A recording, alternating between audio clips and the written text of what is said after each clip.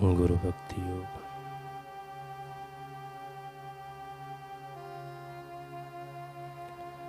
अज्ञान का नाश करने वाले तथा ज्ञान देने वाले सद्गुरु के चरण कमलों में कोटि कोटि प्रणाम।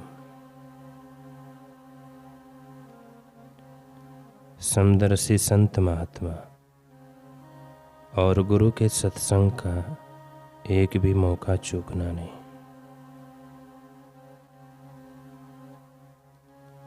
अपने स्थूल मन के कहे अनुसार कभी नहीं चलना। अपने गुरु के वचनों का अनुसरण करें। गुरु के चरण कमलों में आजीवन आत्मसमर्पण करना, यह शिष्यत्व की निशानी है। गुरुदेव की मूर्ति का नियमित ध्यान करना, यह शिष्यत्व का राजमार्ग है।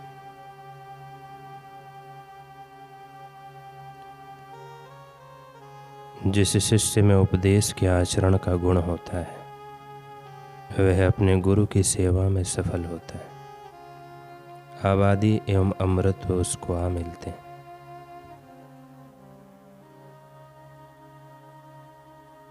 गुरु की सेवा करने की उत्कंठा एवं लगन शिष्य में होनी चाहिए।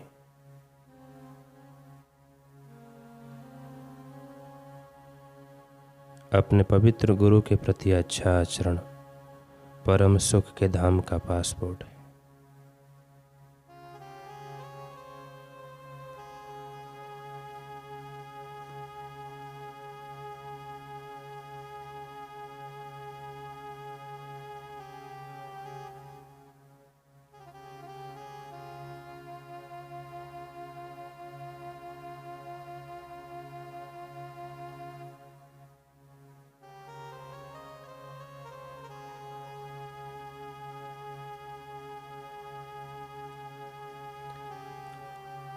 पानी में बहते हुए लकड़ी के टुकड़े को देखकर महात्मा बुद्ध ने दो बातें कही कि भिक्षुक, यदि ये लकड़ी के टुकड़े रेत में फंस न जाए, किसी भंवर में उलझ न जाए, तो ये यूं बहते बहते सीधे समुद्र तक चले जाएंगे।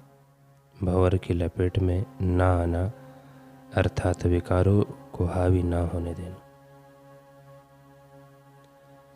आज कोई अहंकार के मतवाले हाथी पर बैठा है, तो कोई माया और प्रपंच के टीले पर, कोई क्रोध और उत्तेजना की चोटी पर बैठा है, तो कोई विषय वासना के पर्वत पर।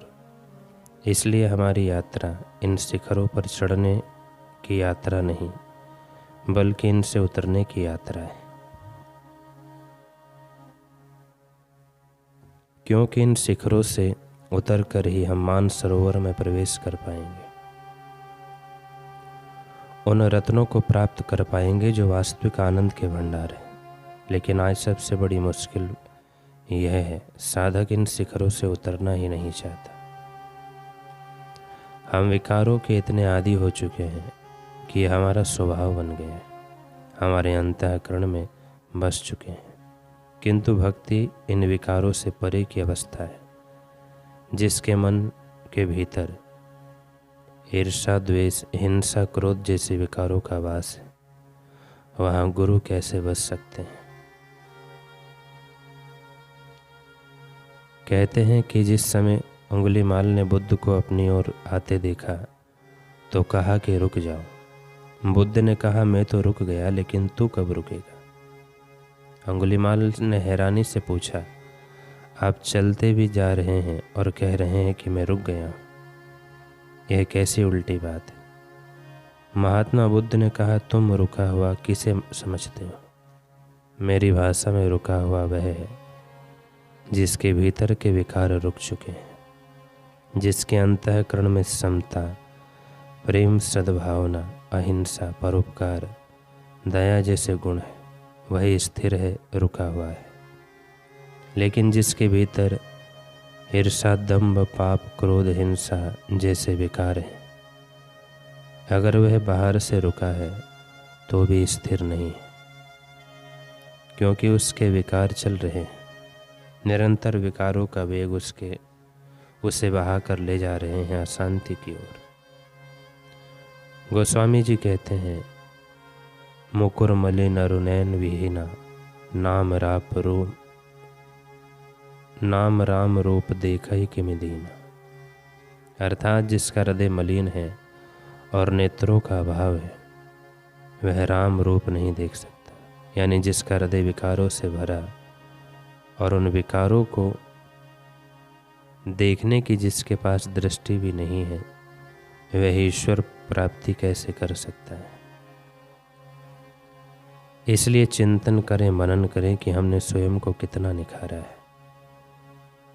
गुरुदेव के वचनों का हमने कितना अनुसरण किया है। कहीं अंतर में विकारों का साम्राज्य तो नहीं। यदि नहीं है तो भी हर पल सजग और सतर्क रहें, क्योंकि शैतान रूपी विकार कभी भी हावी हो सकता है।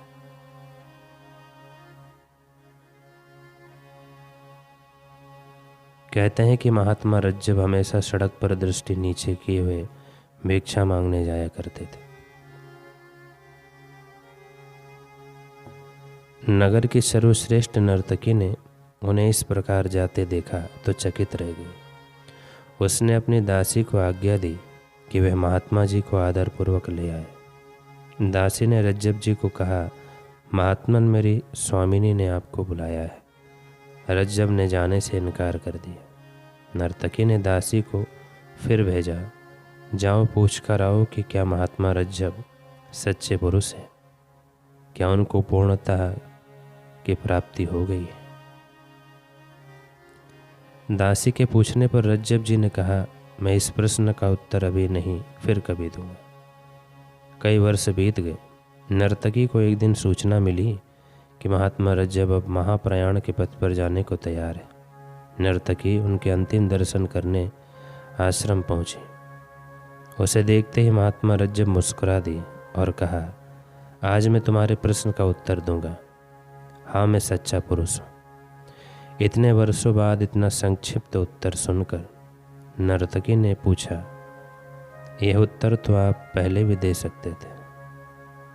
महात्मा रज्जब ने कहा, नहीं, तब मेरे सामने जीवन के लंबे वर्ष शेष थे। उनमें से कोई भी क्षण मुझे पतन की दिशा में ले जा सकता था। अतः मैं मौन रहा, परंतु आज अंतिम क्षण में जब मालिक की कृपा से मैं बुराइयों से अछूता रह सका, तभी तुम्हारे प्रश्न का उत्तर हाँ मैं दे पा रहा हूँ। कहने का अभिप्राय यह है कि शैतान मायावी रूपी कभी भी हमारे ऊपर हावी हो सकता है। हम ये कभी नहीं कह सकते कि हम तो भक्ति के पथ पर चल रहे हैं, इसलिए हमारे भीतर कोई भी काम नहीं आ सकता। सत्य तो यह है कि जहाँ भक्ति का पथ है, धर्म का पथ है, वहीं विकार रूपी शैतान आक्रमण करता है और तब वर्षों की तपस्या भी क्षण भर में परास्त हो जाती है। इसलिए हमें निरंतर गुरुदेव के नाम का कवच, ध्यान, सुमिरन और गुरु आज्ञा का कवच पहनना होगा, क्योंकि गुरु ही एक ऐसी सत्ता है जो हर विकार से अपने शिष्य की रक्षा कर सकते हैं। किसी ने कहा है कि मार्ग बिहड़ है जंगलों में, बना देती है गुरु कृपा। गहनतम में ज्ञान दीपक जला देती है गुरु कृपा। मार्ग बिहड़ जंगलों में बना देती है गुरु कृपा, गहनतम में ज्ञान दीपक जला देती है गुरु कृपा। मिले हो महाकाल ये खुद जिन्हें गुरु रूप में, गिर नहीं सकता कभी वो विकारों के कूप में। लेकिन अक्सर हम गुरु कृपा का लाभ नहीं उठा पाते, क्योंकि उसे पाने के लिए हम साधना, सुमरन द्वारा पात्रता उत्पन्न ही नहीं करते। गुरुदेव के वचनों का अनुसरण करें, उनकी आज्ञा का पालन करते हुए चलें।